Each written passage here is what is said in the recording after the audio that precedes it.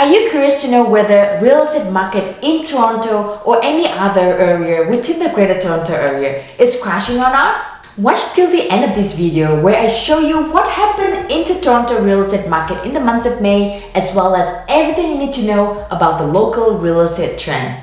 So instead of housing market crashing that you probably heard from everywhere in the news, in the headline, actually the Greater Toronto area housing market continued to improve from the sale perspective in May 2023. And due to the fact that the supply of housing could not keep up with the demand from the buyer and the competition with the buyer increased, resulting in the average selling price across the Greater Toronto area last month reaching almost $1.2 million.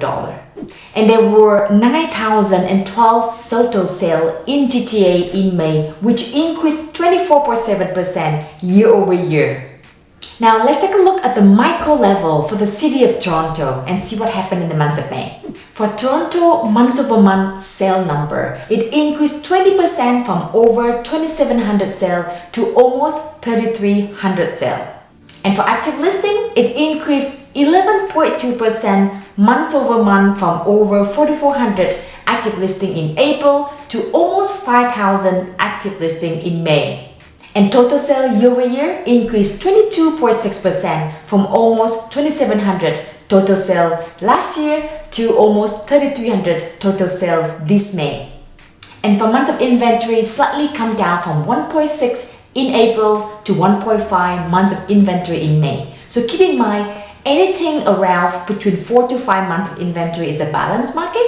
Anything below that is a seller market. Anything above that is a buyer market. And the average selling price for all type of property in Toronto year-over-year decreased by 2.18% from over 1.22 million to almost 1.2 million in May this year.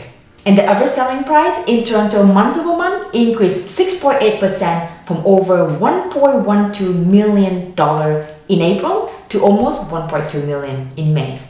And for the average selling price by home type, majority of the home type detached, semi-detached, condominium slightly decreased year-over-year, with the exception of townhome increased year-over-year by 6.7%. And for the average selling price per home type month-over-month, detached section we saw an increase month-over-month of 7%, semi-detached an increase about 5.5%, and condominium there's an increase month-over-month of 4.4%. With the exception of townhome, there's a slightly decreased month-over-month of 0.4%. And for the average day on the market year-over-year used to be 17 days last May, and it took 22 days on average this May to sell a home. However, if you take a look at month-over-month for the days of market, it slightly decreased from 25 days in April to 22 days in May. This number of days in the market showing you that home is selling faster.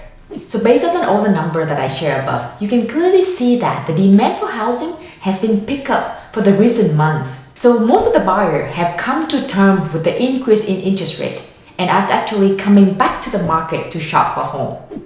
And like I mentioned in many of my previous videos, real estate is very local. So if you do have questions with regard to your home, your neighborhood, do not hesitate to reach out to us directly with all our contact provided below, and we will love to sit down with you and come up with a customized plan for you and your home. Take care and be well, and I see you in the next video.